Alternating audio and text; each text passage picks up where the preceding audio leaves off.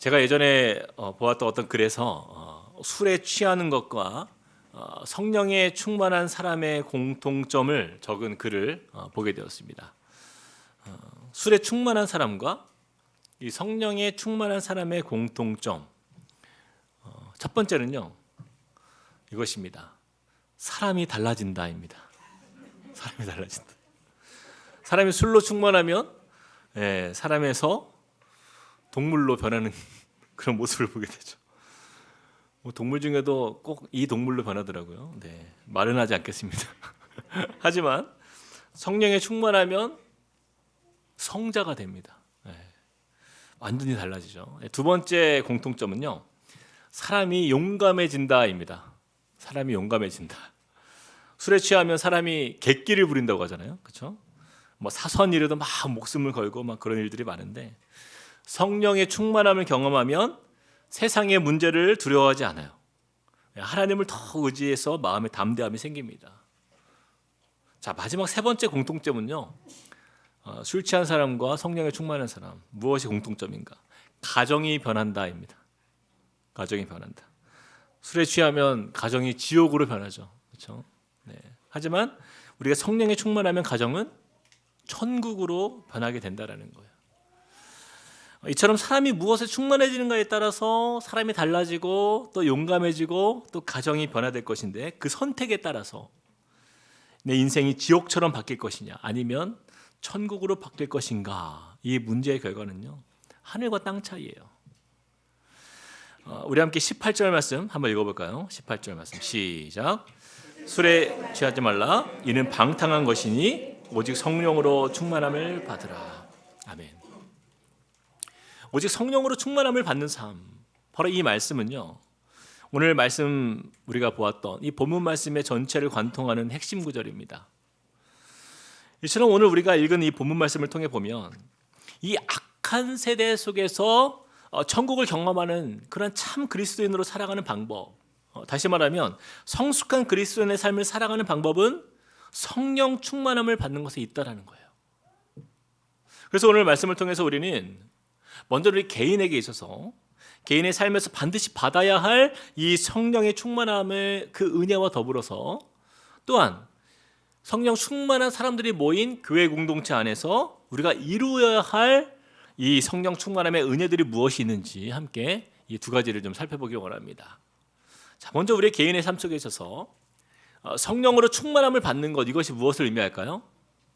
먼저 제가 앞에 이제 그 술 취함과 이 성령 충만함의 이 공통된 특징을 나누었는데, 여기서 술에 취한다라는 것은요 상징적인 의미가 있어요. 죄악으로 가득한 이 세상을 상징하는 것이죠. 그래서 육에 속한 사람을 의미합니다. 그리고 대조적으로 이 성령으로 충만함을 받는 사람은 하나님께 속한 사람이에요. 바로 성령에 속한 사람을 의미하는 거죠.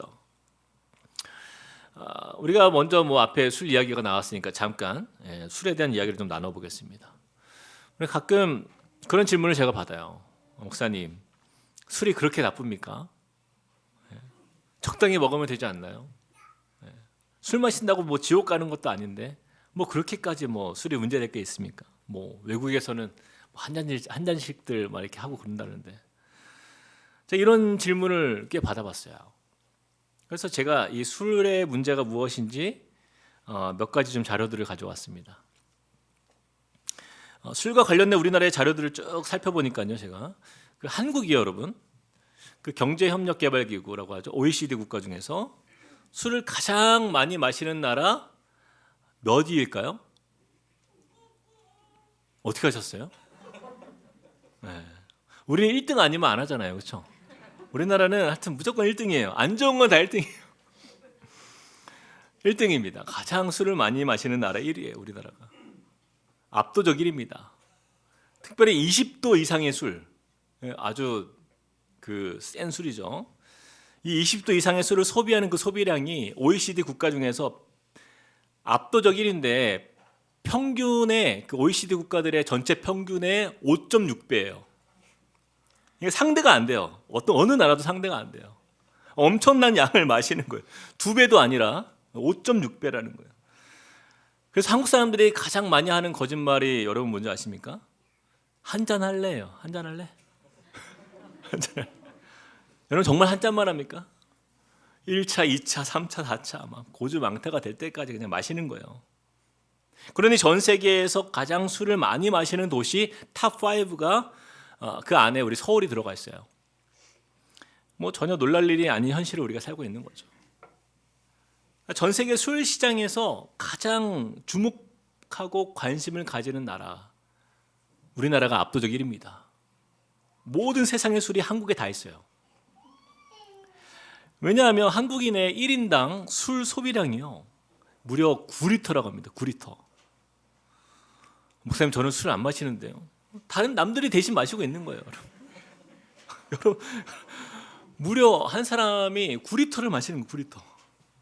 술 많이 먹기로 유명한 러시아인들이요 우리나라한테 완전 고개를 숙였어요. 여러분 러시아 사람들이 술을 정말 많이 마시는데 우리나라는 러시아보다 2배 이상 술을 많이 마십니다. 이 작은 나라에서. 우리나라예요. 그런데 여러분 그 술의 양도 양인데 문제는 뭐냐면 이 술로 인해서 나타나는 악한 영향력의 문제예요. 먼저 이 땅에 일어나는 흉악 범죄의 70% 이상이요 여러분 다 술과 관련이 있습니다. 폭행, 강도, 성폭행, 가정폭력, 살인 그 모든 범죄의 대부분이요 이 원인을 보니까 이 술과 관련이 있다는 거예요. 그러니까 술의 열매가 얼마나 악한 것인지를 우리에게 보여주는 거예요. 특히 우리 20, 30대 우리 여기 많이 계시는데 20, 30대 교통사고 사망 원인의 40%가 다 술입니다. 음주운전이에요. 근데 문제는 보면은 우리나라는 술을 마시지 말자는 그 절주 정책, 금주 운동 이것이 OECD 국가 중에서 가장 술을 많이 마시니까 가장 많이 해야 될 것 같은데 또 이 부분은 꼴찌예요. 절주 정책은 또 꼴찌예요. 우리나라의 금연 정책 비용에 이 절주 정책이 금연에 비해서 예산이 1%밖에 안 된대요. 제가 이런 기사를 읽으면서 너무 안타까운 이 나라의 현실을 우리가 직면하고 있다라는 것을 보게 됩니다. 그래서 뭐 정치 지도자들도 술 앞에서는 힘을 못 쓰는 나라예요. 술이면 술 때문에 그랬어요 하면은 기억이 안 나요. 그러면은 그냥 넘어가는 나라가 이 나라 아닙니까? 여러분 그래서 이 나라가요 술로 인해서 장악된 나라입니다. 우리나라가 그런 상태예요. 120년 전 선교사님들이 해외에서 이 조선 땅에 처음 들어왔을 때 선교사님들이 정말 충격을 받았더라고요. 이렇게 가난한 조선 땅에 많은 남자들이 다들 일은 안 하고 술에 취해가지고 널브러져 있는 모습들을 보면서 정말 가슴 아파했다라는 거예요. 온갖 힘든 일은요 다 아녀자들이 하고 자식들에게 떠넘기고 남자들은 술과 함께 그냥 가정이 무너져 있고 술 핑계로 게으르고 그런 가난한 삶을 살았던 이 조선 땅의 현실을 정말 가슴 아파했기 때문이에요. 그래서 이 선교사님들이요 금주 운동을 시작한 거예요. 이 술이 가져온 그 악한 영향력 아래 놓인 이 땅의 회복을 위해서 얼마나 선교사님들이 복음을 전하는 사역뿐만 아니라 그것과 함께 술을 끊는 그 운동에 앞장섰는지 몰라요. 우리는 그 선교사님들의 헌신과 그 만악의 근원이었던 그 술로부터 자유케 되기를 간절히 기도했던 그 초기 기독교 신앙의 정신을 우리는 절대로 잊지 말아야 하는 것입니다. 그래서 한국교회에서요 술을 금한 이유가 바로 여기에 있는 거예요. 그 덕분에 여러분 이 나라가 그나마 이렇게 믿음의 기초 아래 세워질 수 있는 배경이 있을 수 있었다라는 것입니다. 그럼 에베소서 4장 27절 말씀 같이 한번 읽어볼까요? 시작. 마귀에게 틈을 주지 말라. 우리가 몇 주 전에 보았죠. 성숙한 그리스도인의 삶은요 절대로 마귀에게 틈을 주지 않는 거예요. 가끔 뭐 성도들 그래요. 그냥 한잔 할 수도 있지. 저녁에 자기 전에 맥주 한잔 하고. 여러분 그게 다 마귀에게 틈을 주는 거예요. 술은요 자신의 통제력을 잃게 하지만 성령 충만함은요 우리에게 절제의 열매를 맺게 합니다. 술은요 분별력을 잃게 하고 방탕함에 빠지는 기회를 제공하지만 그러나 성령 충만함은 우리를 거룩하게 하고 아름다운 성령의 열매를 맺게 합니다. 그래서 오늘 15절 말씀에 보면 이렇게 말씀하고 있어요. 우리 같이 한번 읽어봅시다. 시작. 그런즉 너희가 어떻게 행할지를 자세히 주의하여 지혜 없는 자 같이 하지 말고 오직 지혜 있는 자 같이 하여. 이 땅을 살아가는 사람은요, 지혜 있는 자가 있고 지혜 없는 자가 있다라고 성경에서 말씀하고 있어요. 그래서 우리에게 묻습니다. 당신은 어떤 삶을 살 것인가? 선택하라는 거예요. 하나님의 사람으로서 성령의 충만함을 누리는 삶을 사는 인생을 살 것인지, 아니면 세상 속에서 방탕함에 자신을 그냥 내어 맡긴 채 그렇게 인생을 허비하는 그런 삶을 살 것인지. 여러분, 이것이 오늘 말씀 앞에서 우리가 고민해 보아야 할 중요한 메시지다라는 거예요. 그런데 여러분, 우리가 성령 충만함의 의미를 먼저 좀 깨달아야 합니다. 성령 충만에 대해서 우리가 오해하면 안 돼요. 어떤 분들은 그렇게 생각해요. 막 마치 무슨 뭐 핸드폰 배터리 충전하는 것처럼, 내가 교회 가서 은혜 받으면 나 오늘 성령 충만해졌어. 그러다가 뭐 말씀도 안 보고 기도도 안 하고 그러면 내가 성령 충만함이 없는 것 같아. 여러분, 그런 우리 감정에 절대로 의지하면 안 돼요. 이건 오해예요. 성령 충만함의 주체는요, 나 자신이 아니라 성령님입니다. 성령 충만함이라는 것은 내가 은혜를 받으면 성령 충만해진다 이런 개념이 아니라 우리가 성령님의 다스리심에 나를 맡기는 거예요. 성령님께 내 자신을 맡기는 것을 성령 충만함이라고 하는 거예요. 그래서 성령 충만함은요, 성령님께 길들여지는 거예요. 술에 취하면 술이 나를 지배하죠. 성령 하나님께 나를 지배하시도록 나의 뜻과 욕심을 내려놓고 성령께서 기뻐하시는 자리로 내 삶의 영역을 오픈하고 성령님께 열어두는 거예요. 성령님, 내 삶을 성령으로 채워주시고 다스려 주십시오. 그 결단과 고백의 자리로 나아가는 것, 그때 성령께서 역사하시는 거예요. 성령님은요, 인격이세요. 우리의 삶 속에 성령께서 우리의 삶을 이끄시도록 주도권을 주님께 내어드리는 것이 너무나 중요한 거예요. 세상 사람들은 육신의 즐거움을 위해서 술을 마시면서 그 술로 인해서 자신의 만족을, 자신의 기분을 좋게 하고 그 술의 힘을 의지하잖아요. 우리는 그렇지 않아요. 성령께서 나의 삶의 모든 영역을 채워주심으로 말미암아 그런 게 필요가 없죠. 악한 세상을 거스리며 하나님의 나라가 내 삶에, 우리 가정 안에, 우리 직장과 내 삶 속에 충만하게 이루어짐으로 인해서 천국을 경험하는 거예요. 그때 비로소 우리가 잘 아는 16절 말씀, 이 말씀을 우리가 감당할 수 있습니다. 함께 읽어보겠습니다. 16절 시작. 세월을 아끼라, 때가 악하니라. 많이 들어본 말씀이죠. 세월을 아끼라, 때가 악하니라. 여러분, 사단이 저와 여러분에게 가장 강력하게 공격하는, 미혹하는 영역이 무엇인지 아십니까? 바로 시간이에요. 시간. 이 땅에서 살아가는 저와 여러분의 시간은요, 정해져 있어요.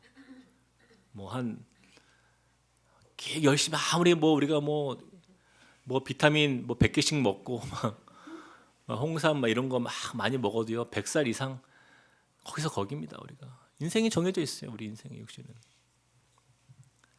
근데 사단은요, 그 인생을 허비하게 하는 거예요. 바쁜 일상 속에서 인생을 허송세월 보내게 하는 것이 강력한 사단의 무기예요. 그래서 사단이 계속 유혹하는 게 술이잖아요. 술이 아까 나왔지만 술이 대표적인 예죠. 그래서 베드로전서 5장 8절 말씀에 이렇게 말씀합니다. 근신하라, 깨어라, 너희 대적 마귀가 우는 사자같이 두루 다니며 삼킬 자를 찾나니. 사단은요, 우리가 술을 통해서 영적으로 전혀 깨어있지 못하도록 해서 마귀가 우는 사자처럼 달려들어서 아무 힘도 못 써보고 사단에게 이용당하는 일들이 얼마나 많이 있냐라는 거예요. 이처럼 마귀는요, 우리로 하여금 영적인 일에 관심을 가지지 못하도록 해서 육신적인 이 바쁜 일상 속에서 그냥 세상 일에 심취되어서 그 세상 속에서 그냥 살아가도록 그렇게 우리의 인생을 허비하게 하는 거예요. 여러분, 바쁜 것 자체가 죄라고 말할 수는 없어요. 그러나 성령의 지배를 받지 않는, 성령의 충만함에 거하지 않은 상태에서 바쁜 것들은요, 다 선하지 않습니다. 선한 게 없어요. 그러므로 세월을 아끼라라는 말씀을 영어로 보면 세월을 아끼라, 그 다음에 때가 악하니라, 이것을 이렇게 번역했습니다. The days are evil. The days are evil. 이 시대가 악하다라는 거예요. 우리 힘으로 세월을 아낄 수 있습니까? 불가능하다라는 거예요. 제가 매우 존경하는 미국의 목사님 중에 이 프랜시스 체인이라는 목사님이 계세요. 이분은 홍콩계 미국인인데 미국 캘리포니아의 그 코널스톤이라는 교회에서 개척해서 굉장히 부흥을 이루었어요. 그리고 그 교회를 이제는 떠나서 홍콩의 빈민가, 그 가난한 그 사람들을 섬기는, 복음을 전하는 일들로 이렇게 헌신해서 그렇게 지내다가 지금은 미국에 들어갔다는 얘기를 제가 들었던 것 같아요. 근데 참 굉장히 존경받는 또 목사님이에요, 미국에서. 근데 제가 미국에 있을 때 그분의 세미나를 이렇게 들으면서 말씀을 들었는데 그분의 간증을 좀 듣게 되었습니다. 이분의 어린 시절 이야기를 들었는데 굉장히 힘겹게 살았더라고요. 먼저 자신을 낳다가 어머니가 돌아가셨어요. 그리고 이제 새 어머니가 오셨는데 새 어머니가 9살 때 교통사고로 돌아가십니다. 얼마나 충격이 크겠어요. 그런데 아버지가 그 목사님이 12살 때 암으로 떠났어요. 세상을 떠났어요. 이후에 그를 키워준 그 이모와 이모부마저 안 좋은 일로 모두 돌아가세요. 그렇게 자신을 키워주신 분들이 다 돌아가신 거예요. 그 어린 나이에 깨닫는 게 무엇이냐면 사람은 모두 60 되기 전에 다 죽는구나, 이거였어요. 왜냐하면 자기가 봤을 때는 자기 주변에 60이 넘은 사람이 없는 거예요. 그래서 그런 마음을 가지게 된 거예요. 내 인생도 몇 살까지? 60까지. 나도 60까지 살겠구나. 많이 살아야 60이겠구나. 그래서 자신의 인생을 60으로 정합니다. 근데 이 마음이요, 이 프랜시스 chen 목사님으로 하여금 세월을 아끼는 인생을 살게 한 거예요. 인생이 60이라고 생각하니까요, 남은 시간이 너무나 짧은 거예요. 천국을 위해서 준비할 시간이 너무나 모자른 거예요. 그래서 그는요, 자신의 모든 가치를 하나님께 걸고 올인합니다. 자신의 육신의 기쁨을 위해서 살았던 그 모든 일들을 다 정리하고 그냥 오직 성령님을 의지하는 삶을 살기로 작정한 거예요. 그리고 이분이 성령께서 주시는 그 선한 감동을 가지고 그냥 그 성령의 감동으로 실천하는 삶을 살아요. 그래서 길거리의 범죄자들, 노숙자들, 그리고 소망 없는 젊은이들 찾아가서 그들에게 꿈을 주고 그들에게 정말 복음을 전하고 그러면서 그들의 정말 삶에 참 소망을 주는 그런 목회자로 거듭나게 된 것이었어요. 한 번에 이런 간증을 하더라고요. 어느 날 그분이 말씀을 읽고 이제 성령께서 큰 감동을 주셔서 이 길거리를 이렇게 지나다가 주님이 주시는 마음이 있어가지고 한 청년에게 복음을 전해야겠다 싶어가지고 그에게 다가가서 복음을 들려주었는데 그 청년이요, 범상치 않은 청년이었어요. 온몸에 문신이 막 가득한. 이야기를 들어보니까 방금 교도소에서 나온 거예요. 그럼 그에게 복음을 전한 거예요. 근데 이 청년이 갈 데가 없대요. 어떻게 해요? 그래서 그를 집에 데리고 온 거예요. 당시 집에 방이 2칸이었는데 아내와 딸 셋이 있습니다. 그래서 그 방 한 칸을 그 청년에게 내주고 그거 남은 방 한 칸에 5 식구가 사는 거예요. 그거를 무려 6개월 동안 지낸 거예요. 아니 여러분, 정말 잘 알지도 못하는 그 전과자인 그 청년을 방에 들여가지고 방 한 칸을 내주고 5 식구가 그렇게 생활하는 게 쉽겠습니까? 얼마나 힘들었을까요? 근데 6개월간을 그렇게 제자 훈련을 시킨 거예요. 그 한 사람을 위해서. 근데 여러분, 놀랍게도 그 청년이 완전히 새 사람으로 변화된 거예요.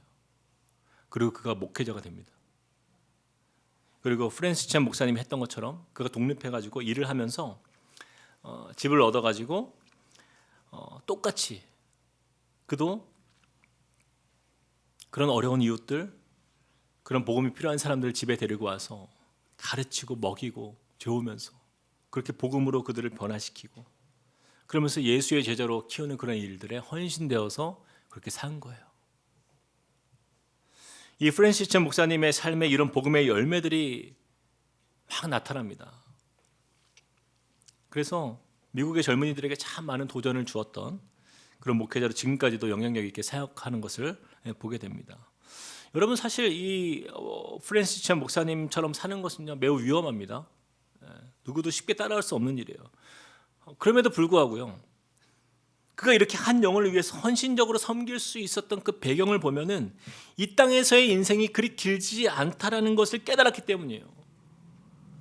여러분 60까지가 내 인생의 끝이라고 살아가는데 여러분은 몇 년 남았습니까? 이미 지나보신 분도 있죠. 보너스 인생을 살고 있는 거예요. 저도 한 13년 이제 남았는데 얼마 안 남았어요. 그렇게 마음을 두고 사니까 이 세상에서의 삶이 소중한 거예요. 더 분별력 있게 사는 거예요.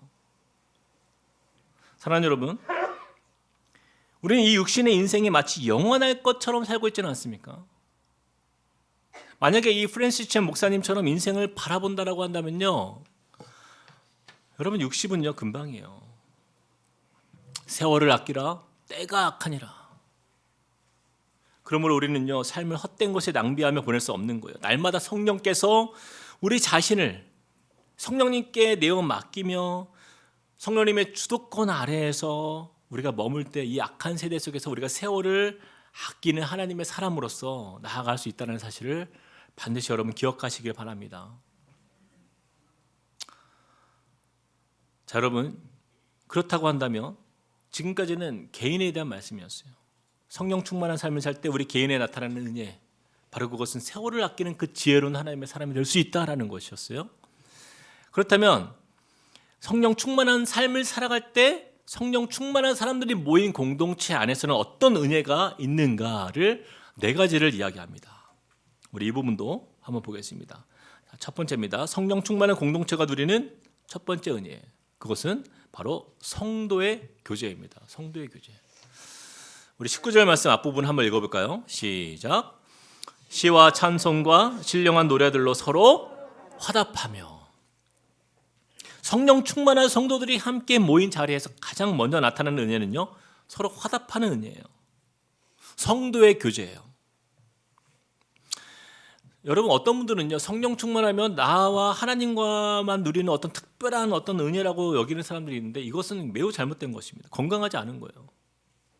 사도행전에 보면요 예수님의 제자들이 성령을 받고 예루살렘에 그 초대교회가 시작되었을 때에 그 교회의 특징이 무엇이었어요? 우리 사도행전 2장 44절 47절 우리 같이 한번 읽어보겠습니다. 시작. 믿는 사람이 다 함께 있어 또 재산과 소유를 팔아 각 사람의 필요를 따라 나눠주며 날마다 마음을 같이하여 성전에 모이기를 힘쓰고 집에서 떡을 떼며 기쁨과 순전한 마음으로 음식을 먹고 하나님을 찬미하며 또 온 백성에게 칭송을 받으니 주께서 구원받는 사람을 날마다 더하게 하시니라. 성령 충만함을 입은 공동체에 나타나는 성령의 역사의 은혜의 특징은요 바로 이것이에요. 거룩한 교제가 넘치는 거예요. 서로를 돌아보는 공동체가 되는 거예요. 그래서 여러분 교회에 반드시 오시면요 여러분 주위의 사람들을 돌아봐야 돼요. 연약한 사람이 없는지, 또한 격려가 필요한 사람은 없는지 우리가 돌아보는 거예요. 그래서 제가 예배 때도 우리가 이렇게 서로 은혜를 나누는 찬양을 하잖아요. 서로에게 축복하는 찬양을 하잖아요. 이것이 너무 중요한 거예요.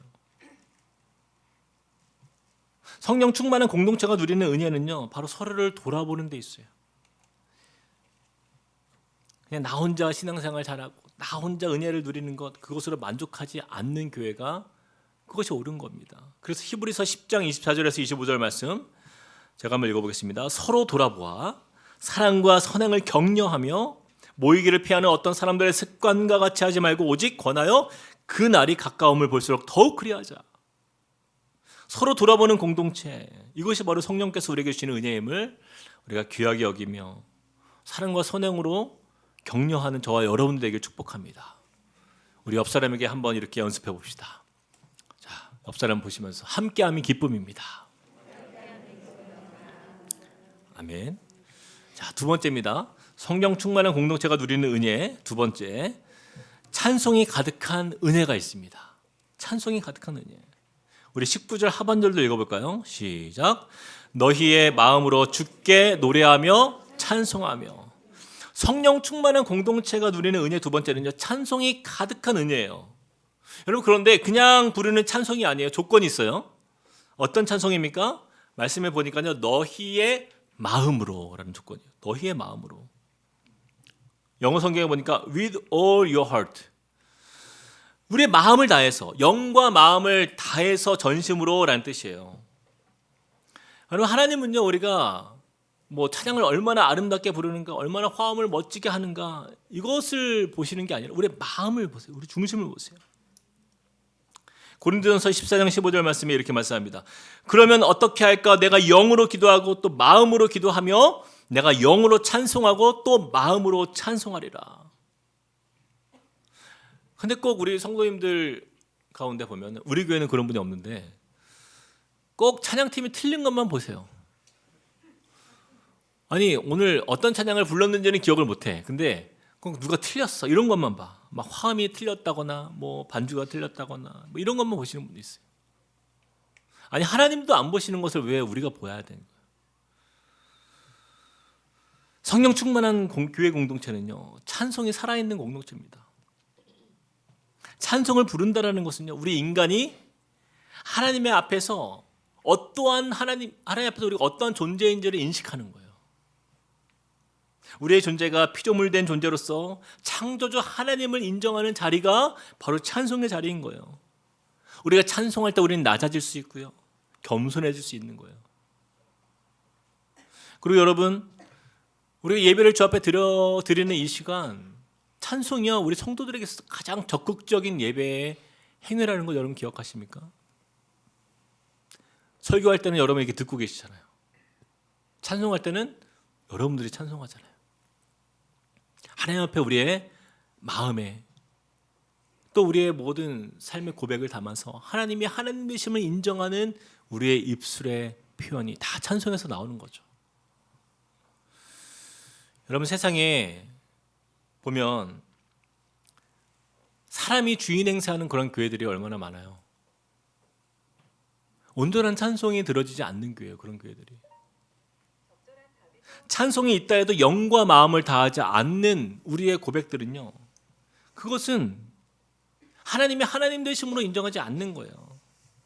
그래서 우리가 함께 모일 때마다 우리 모임 중에 임하시는 성령님을 의지하여서 하나님의 이름을 높여드리고 하나님의 하나님 되심을 인정하는 그런 우리의 겸손이 주 앞에 낮아지는 그런 찬송의 은혜가 가득한 우리 함께 꿈꾸는 교회가 되길 소망합니다.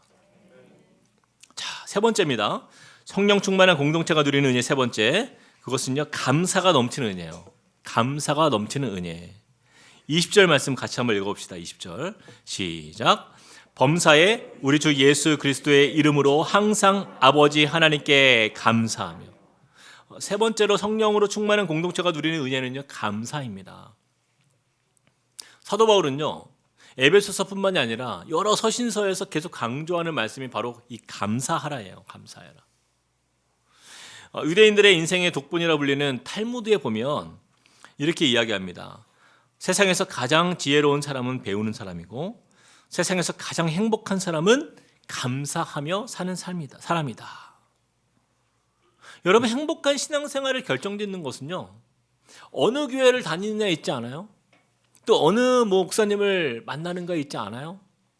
우리 신앙생활에서의 행복을 누리는 조건은요, 하나님께 내가 감사하는 삶을 사는가 그렇지 않는가에 있어요. 감사는요, 성령 충만한 공동체가 누리는 하나님의 축복이기 때문입니다. 방금 우리가 읽은 20절 말씀에 보면요, 중요한 단어들이 나오는데 범사에 항상 하나님께 감사하라 이렇게 나오고 있어요. 근데 여러분, 사실 생각해 보세요. 어떻게 우리가 매 순간 하나님께 감사할 수 있는가? 아침부터 저녁까지 항상 범사에 어떻게 이게 가능한가? 쉽지 않아 보여요. 저도 마찬가지입니다. 어떻게 항상 감사할 수 있어요? 그런데 여러분, 이 말씀은 그런 뜻이 아니에요. 이 말씀은요, 범사에 항상 하나님께 감사할 거리를 찾으라 이 뜻입니다. 감사할 거리를 찾으라는 거예요. 한번 저를 한번 따라해 볼까요? 범사에 감사할 거리를 찾으라. 성령 충만한 사람들이 모인 공동체는요, 언제나 감사거리를 찾는 사람들이 모인 거예요. 하박국 선지자를 보세요. 3장 17절에서 18절 말씀 이렇게 말씀합니다. 우리 같이 한번 읽어봅시다. 시작. 비록 무화과 나무가 무성하지 못하며 포도나무에 열매가 없으며 감람나무에 소출이 없으며 밭에 먹을 것이 없으며 우리의 양이 없으며 외양간에 소가 없을지라도 나는 여호와로 말미암아 즐거워하며 나의 구원의 하나님으로 말미암아 기뻐하리로다. 아멘. 여러분 삶에 얼마나 이거 무화과 나무가 없고 포도 열매가 없고 감람나무에 소출이 없어요. 밭에 먹을 것이 없대요. 우리의 양이 없고 외양간에 소가 없는 그런 상황이면요, 이것은 뭐 그냥 망하는 거죠. 어떻게 보면 아무것도 없는 거잖아요.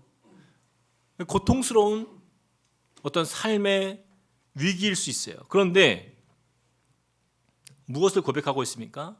나는 여호와로 말미암아 즐거워하며 나의 구원의 하나님으로 말미암아 기뻐하리로다. 어떻게 이렇게 고백할 수 있냐라는 거예요.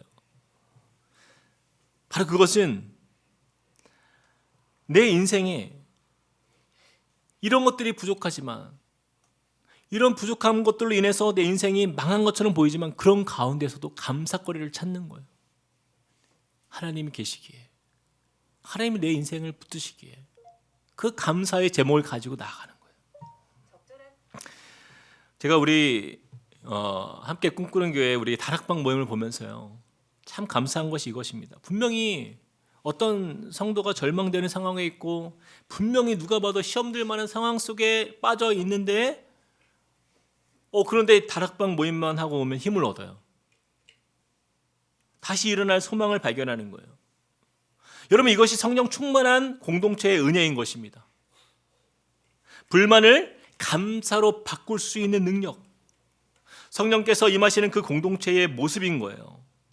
그래서 저는요, 우리 함께 꿈꾸는 교회 모든 성도들이 모일 때마다 감사가 발견되어지고 감사거리를 찾을 수 있는 은혜의 공동체가 되길 소망합니다. 자, 마지막 네 번째입니다. 성령 충만한 공동체가 누리는 은혜 네 번째, 바로 존중하는 은혜입니다. 존중하는 은혜. 21절 말씀 같이 한번 읽어봅시다. 시작. 그리스도를 경외함으로 피차 복종하라. 제가 목회를 하다 보면요, 가끔 어떤 분들은 자신이 기도도 많이 하고 막 성령 충만하다고 주장해요. 그런데 다른 사람의 말을 듣지 않아요. 그런 사람이 있어요. 자기 주장이 강해요. 그냥 말 속에 굉장히 무리한 모습들을 볼 때가 있습니다. 근데 분명히 말씀드리지만요, 그것은요 절대로 성령 충만함이 아니에요. 자아 충만이죠. 자아 충만. 왜냐하면 성령 충만함은 성령께서 다스리시는 사람이기 때문에 그 사람에게는 반드시 성령의 열매가 나타납니다. 근데 성령의 열매 중에는요, 무례함 이런 거 없어요.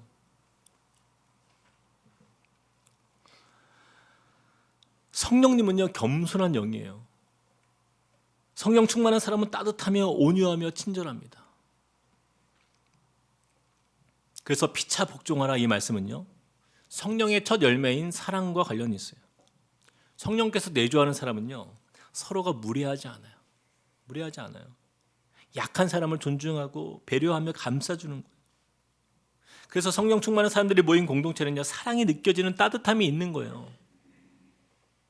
저는 우리 함께 꿈꾸는 교회 처음 오신 우리 성도님들을 이렇게 신방을 하다 보면 가끔 묻는 질문이 있어요.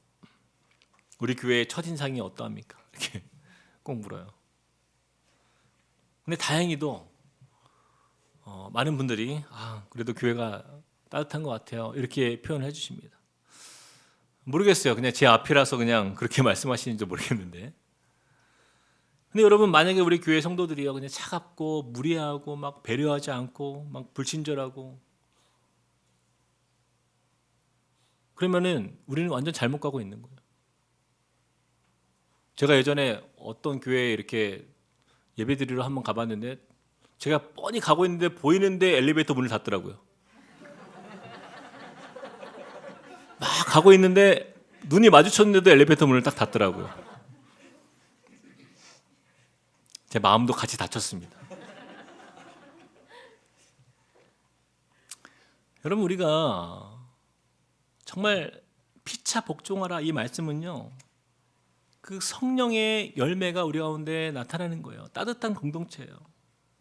서로를 배려하는 거예요.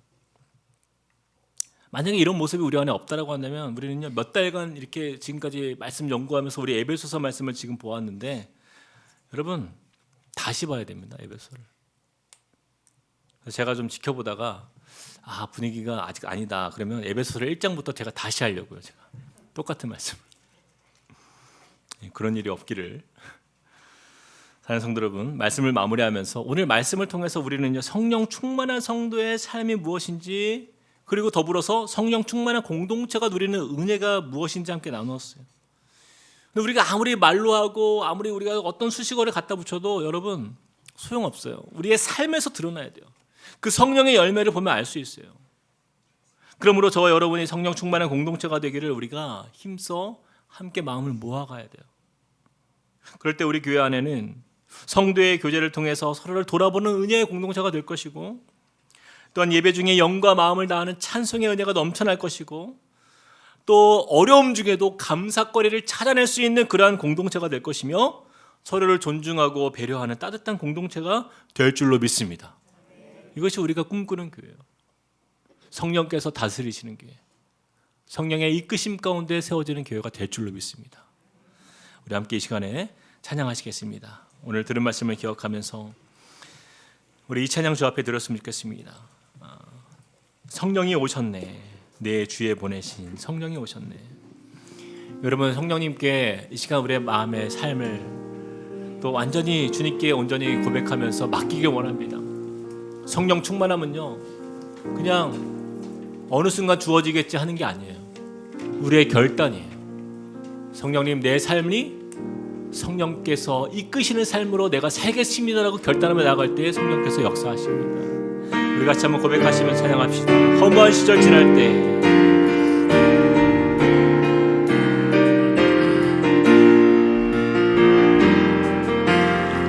허무한 시절 지날 때 깊은 한숨 내쉴 때 그런 풍경 보시며 단식하는 분이 있네. 그와 같이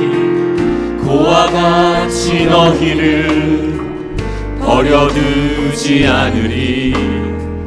내가 너희와 영원히 함께하리라. 2절로 고백합시다. 억눌린 자 갇힌 자 갇힌 자 자유함이 없는 자 비난처가 되시는 성령님 계시 주의 영이 계신 곳에 참 자유가 있다. 진리의 영이신 성령이 오셨네. 아멘. 성령이 오셨네.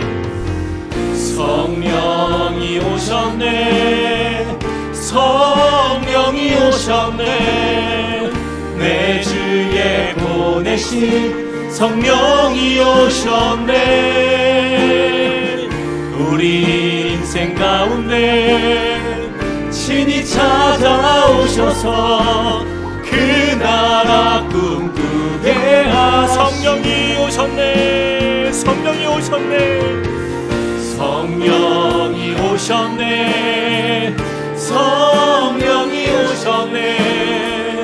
내 주에 보내신 성령이 오셨네. 우리 인생 가운데 친히 찾아오셔서 그 나라 꿈꾸게 하시네. 우리 같이 한번 이 시간에 기도하겠습니다. 오늘 들은 말씀을 기억하면서 여러분 우리가 무슨 수로 세월을 아끼며 이 악한 세대를 우리가 살아갈 수 있습니까? 여러분 우리가 그냥 지나가면요 그냥 허송세월 하는 거예요. 그냥 바쁜 우리의 일상 속에 파묻혀서 아무런 그런 하나님 나라의 열매를 거두지 못하고 그냥 그렇게 사는 거예요. 그러나 성령님께 우리의 삶을 맡긴 인생은요 성령께서 지혜를 주세요. 그때 우리에게 이 땅을 사랑하는 분별력을 허락하시고 또한 선한 열매를 맺어가며 하나님의 기쁨이 되는 열매를 맺어가는 인생으로 우리를 이끄실 것입니다.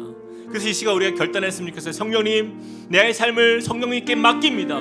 성령님, 나를 이끌어 주시고 나의 인생이 헛되게 낭비되는 인생이 아니라 가장 하나님 앞에서 의미 있는 인생으로 살게 하여 달라고 우리 같이 한번 기도하며 나가시겠습니다. 사랑이 하나님 주님을 의지하며 믿음으로 나아갑니다. 사랑이 하나님 정말 역사하여 주시고 함께하여 주시사 성령께서 우리의 삶을 이끄시는 자리에서 하나님 주님의 역사를 보기를 원합니다. 하나님, 우리의 마음에 우리의 모든 삶의 고백들이 하나님 어찌하면 정말 우리는 너무나도 헛된 것을 향하여 하나님 너무나도 우리는 달려가는 인생을 살고 있습니다. 하나님 주님의 나라와 주님의 영광을 위하여 살아가지 못하고 하나님 헛된 여러 가지 것들을 심으시오니 하나님 우리의 인생이 헛이 되는 것을 볼 때가 많습니다. 그러나 주님 우리에게 말씀하셨습니다. 술 취하지 말라. 이는 방탕한 것입니다. 오직 성령으로 충만함을 받는 인생, 하나님의 기쁨이 되는 삶으로 우리가 나아가기 소망하오니 주님 우리를 성령의 채우심으로 성령의 이끄심으로 우리 자신을 맡기는 자리마다 주님께서 우리를 그렇게 세워가시고 있습니다. 주님 놀라운 주님의 역사 속에서 하나님의 인도하심 속에서 하나님 주님이 우리의 모든 삶의 영광이 되시고 모든 기쁨이 되시고 주님이 우리를 하나님 바꾸실 것을 기대하며 나아가오니 우리 새롭게 하여 주시고 우리가 아버지 나아가는 그 모든 자리마다 하나님의 나라가 임하도록 하나님 주님의 아름다운 선한 열매가 나타나고 주님 우리를 사용하여 주시오. 하나님 우리 그럴 힘이 없습니다. 그럴 능력이 없습니다. 하나님 그러나 성령께서 우리와 함께 하시고 성령께서 우리의 삶을 다스리시고 하나님 우리의 가정이 변화되고 우리 삶이 변화되고 하나님 내 인생에 하나님 주님의 가장 복된 것으로 채워주실 줄 믿습니다. 주님 역사하여 주시옵소서. 우리 이어서 한 번 더 기도하겠습니다. 우리 함께 꿈꾸는 교회를 위해서 우리 공동체를 위해서 잠깐 기도합시다. 우리가 정말 보았던 말씀처럼 그렇습니다. 성령으로 우리가 하나 되지 않으면요 결국에는 사람이 주인 되는 교회가 될 수밖에 없어요. 그래 성령께서 충만한 주님의 교회는 그 안에 하나님께서 기뻐하는 서로를 돌아보는 은혜가 넘쳐나고 또 예배 중에 우리의 영과 마음을 다하여 주님을 찬송하는 그런 은혜가 넘치는 교회가 될 것이며 또 모일 때마다 우리가 정말 감사할 수 없는 그런 어려운 상황 속에 있을 때에 감사의 제목을 발견해낼 수 있는 그런 공동체가 될 것이에요. 그리고 서로를 존중하며 따뜻한 공동체가 되어 나갈 것입니다. 우리가 그러한 교회를 소망합니다. 성령님 다스려 주십시오. 우리 교회를 그렇게 세워주십시오. 하나님의 기쁨이 되는 교회로 그렇게 우리를 만들어 주십시오. 우리 교회가 그렇게 나아갈 수 있도록 은혜를 달라고 우리 같이 한번 기도하시겠습니다. 사랑의 하나님 주님을 의지하며 온전히 믿음으로 서는 주님의 귀한 우리 백성들을 기억하여 주시고 우리 함께 꿈꾸는 교회가 그런 믿음의 공동체가 되길 소망합니다. 하나님 그런 복음으로 가는 자 하나님 성령께서 이끄시는 교회가 하나님 우리가 주님께 나아가길 소망합니다. 우리가 성숙한 주님의 그리스도의 삶을 살아가는 인생 하나님 우리가 성령으로 하나 되는 교회 하나님 믿음으로 주 앞에 서는 교회가 될 수 있도록 도와주시고 우리가 전심으로 주님 앞에 나아가는 그 모든 자리마다 성령의 아름다운 열매들이 가득하게 하여 주시고 하나님 특별히 아버지 하나님 우리가 모일 그 모든 모임 속에서 우리가 서로를 돌아보는 아름다운 성도의 교제가 있는 하나님 은혜의 공동체가 되길 소망합니다. 하나님 또한 주님 앞에 예배하며 나가는 그 자리마다 영과 마음을 다하여 주님을 찬송하며 예배하고 하나님을 높여드리는 교회가 될 수 있도록 주여 은혜를 더하여 주시옵소서. 또 우리가 모이는 그 자리마다 감사의 제목이 가득한 교회가 되게 하여 주시옵소서. 하나님 서로를 존중하며 서로를 배려하며 하나님 따뜻한 믿음의 공동체가 될 수 있도록 하나님 힘써 나아가는 하나님의 교회가 되게 하여 주시옵소서. 성령의 열매가 아름답게 맺혀지는 교회가 될 수 있도록 인도하여 주시옵소서. 오 아버지 하나님 주님의 은혜를 사모하며 주님 역사하여 주시옵소서. 오 주님 우리 가운데에 세상의 것을 구하는 것이 아니라 지혜 없는 자 같이 아니하고 하나님 지혜 있는 자처럼 우리가 살아갈 수 있도록 우리가 세월을 아끼는 주님의 백성으로 하나님 힘있게 나아갈 수 있도록 도와주시옵소서. 우리 함께 고백합시다. 성령이 오셨네 성령이 오셨네 성령이 오셨네 내 주에 보내신 성령이 오셨네 우리 인생 가운데 친히 찾아오셔서 그 나라 꿈꾸게 다 함께 그 자리에 일어나서 찬양합시다. 성령의 새바람 성령의 새바람 이 땅에 불어오소서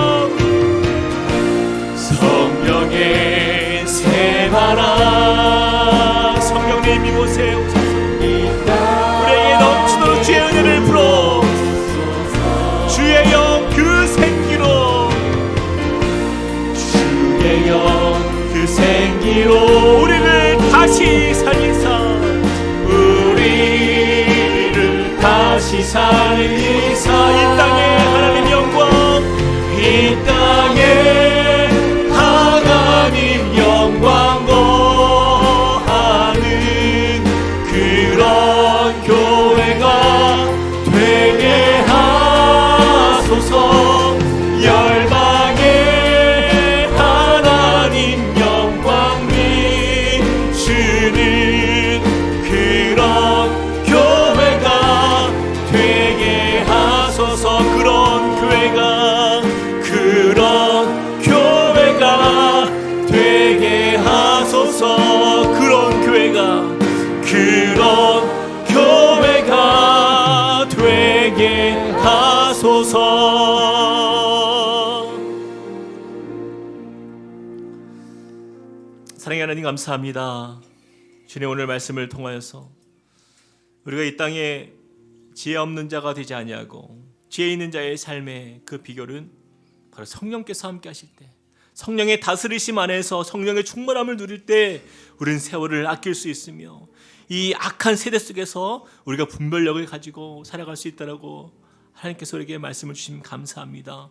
하나님 그 말씀을 따라서 우리가 살게 하시고 우리가 성령의 인도하심 가운데 모든 삶의 선택의 순간마다 성령께 의지하는 우리 삶이 되게 하여 주시옵소서. 주님 특별히 우리 함께 꿈꾸는 교회가 성령으로 충만한 교회가 되길 소망합니다. 주님 우리가 함께 모이는 자리마다 그 성령의 또 이끄심 가운데 성도의 교제가 아름답게 서로를 돌아보는 은혜가 넘치는 공동체가 되게 하시고 우리가 주님 앞에서 영과 마음을 다하는 찬송이 가득한 그런 은혜가 넘치는 교회가 되게 하시고 또 감사의 제목을 순간마다 찾아낼 수 있는 그 주님이 주는 감동에 의한 하나님의 사람들로 우리를 세워주시고 또 우리가 나아가는 자리마다 아름다운 따뜻한 서로를 존중하는 그러한 공동체의 모습으로 세워질 수 있도록 인도하여 주시옵소서. 이제는 우리 주 예수 그리스도의 은혜와 하나님의 무한하신 사랑과 성령님의 감동 감화 교통하심이 오늘 말씀을 통하여서 성숙한 그리스도인의 삶에 성령 충만한 삶을 살기로 주 앞에 결단하며 또한 주님께서 기뻐하신 자리를 향하여서 힘있게 나아가기로 결단하며 나아가는 주님의 백성들 머리 위에 그리고 그 가정과 함께 꿈꾸는 교회 위에 이제로부터 영원토록 함께 하시기를 간절히 축원하옵나이다. 아멘.